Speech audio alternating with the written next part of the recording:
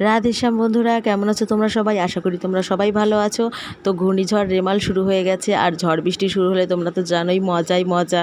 সবাই হইচই করবে, খাওয়া দাওয়া করবে, খেলাধুলো করবে, কোথাও কারোর যাওয়া নেই, কোনো কাজ নেই, চুপচাপ ঘরে বসে থাকবে আর শুধু মজা করবে, সারাটা দিন মজা করবে। কিন্তু সবাই তো মজা করবে, কিন্তু ঘরের যে মেয়েরা আছে, বউরা আছে, তারা কি করে, তাদের কতটা মজা হয় সেটা কি তোমরা জানো? তো চলো আজকে দেখাচ্ছি সারাদিন ধরে এই ঘূর্ণিঝড়ের মধ্যে আমি কি করলাম। তো সকালেই ব্রাশ ট্রাশ করে আমি কাপড় ছেড়ে ঘর ঝাড় দিতে শুরু করলাম। ঘর ঝাড় দেওয়া হয়ে গেলে আমি ঠাকুরদের পর্দা সরিয়ে ঠাকুর প্রণাম করলাম এবং ঠাকুর ঘরটা ঝাড় দিলাম। তো তারপরে আমি সবার বিছানাপত্র ঝাড় দিয়ে বিছানা তুলে আমাদের জানালা দিয়ে একটু বাইরের দৃশ্যটা দেখলাম। এই করতে করতে চলে আসলাম রান্নাঘরে এসে রান্না টান্না শুরু করে দিলাম।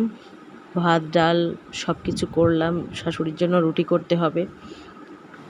এর মাঝে মেয়ের খিদে পেয়ে গেছে, মেয়ের জন্য খাবার তৈরি করে দিলাম, ডিম সিদ্ধ করে দিলাম। এদিকে ভাত হয়ে এসেছে, ডাল রান্না করব, ডালে ফোড়ন দিতে হবে, ডালটা ফোটাতে দেওয়া রয়েছে, একটু ঢাকা দিয়ে দিলাম। তো এর মাঝে আমি আবার একটু বৃষ্টি দেখতে আসলাম। আমাদের এপাশের দরজাটায় এখান দিয়ে বৃষ্টির জল পড়ছে, তো সেখানে ধামা বালতি টালতি পেতে রাখলাম, যাতে ওই জল দিয়ে আমরা অন্যান্য কাজ করতে পারি, হাত পা ধোয়া টোয়া করতে পারি। তো একটু বাইরে এসে ঘুরে দেখলাম, আর বাইরে এসে দেখি অবস্থা খুবই খারাপ, প্রচণ্ড বৃষ্টি হচ্ছে এবং তার সঙ্গে ঝোড়ো হাওয়া। এদিকে আমাদের রান্নাঘরের জানালা এখনও দেওয়া হয়নি, যার কারণে আমি একটা গামছা ওখানে দিয়ে রেখেছি, তবুও দেখো হাওয়ায় পড়ে যাচ্ছে। আমি লবণের প্যাকেটগুলো ওর উপরে দিয়ে চাপা দিয়ে রেখেছি। তো শাশুড়ির জন্য রুটি করছি, এখন ডালটা হয়ে এসেছে, ভাত নেমে গেছে। তো রুটি করার পরে আমরা খাওয়া দাওয়া করব। তো খাওয়া দাওয়া সেরে আমরা একটু বাইরে এসে বসেছি। তো তখন আমাদের দেখি একটা রাম ভক্ত এসেছে, আমার শাশুড়ি লাঠি নিয়ে ওদের তাড়া করছে।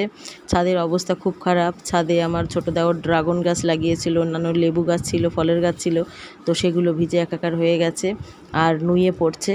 তো খাওয়া দাওয়া শেষে থালা বাসনগুলো আমি ধুয়ে নিলাম। এরপরে আবার মেয়েকে খাওয়াতে হবে, মেয়েকে খাওয়ানোর পরে ওকে আবার স্নান করানো আছে। দুপুর দুটো নাগাদ আমি স্নান বৃষ্টি একটু কমলে ছাতা মাথায় একটু রাস্তায় বের হলাম। দেখলাম রাস্তার অবস্থা খুবই খারাপ, গাছের ডাল পাতা পড়ে একাকার হয়ে আছে। তো আমি ছাতা মাথায় একটু ঘোরাঘুরি করলাম, বেশ ভালোই লাগছিল। টিপটিপ করে বৃষ্টি পড়ছিল এবং হাওয়াটাও দিচ্ছিল খুব। এবার হাওয়া শুরু হয়ে গেছে। আমি স্নান টান করে ভেজা নাইটি পরে আছি, এদিকে জামা কাপড় সব ভেজা। তো শাশুড়ি ঘর থেকে একটা নাইটি বের করে দিল, তো সেই নাইটিটা সেলাই করে পরে নিলাম। আবার এর মধ্যে রাতের রান্নার প্রস্তুতি শুরু হয়ে গেছে। রাতে আজকে মাংস হবে আর মাংসর লুচি, তার সঙ্গে ভাতও হবে। তো আবার রান্নার প্রস্তুতি শুরু করে দিলাম, মেয়ের কটা খাইয়ে দিয়ে আসতে হবে, তো ওকে কটা খাইয়ে দেবে ওর বাবা। আর আমি এদিকে রান্নার তোড়জোড় শুরু করে দিয়েছি। তো সব কিছু গুছিয়ে মাংসটা রান্না শুরু করে দিয়েছি। এদিকে ভাত চেপে গেছে।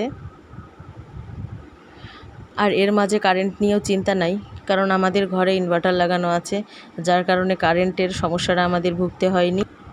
এর মাঝে মনে হচ্ছে ঝড়টা আবার জোরে বাড়ছে। তো ঝড় যেমন বাড়ছে, এদিকে রাত ঘনিয়ে আসছে। আমি বিকালে রান্নাটা বসিয়েছিলাম, সন্ধ্যা হয়ে গেছে এখন। আর ওদিকে বড়দের আড্ডাটাও জমে উঠেছে, সবাই ওদিকে আড্ডায় মেতে আছে, এদিকে আমি রান্না করছি।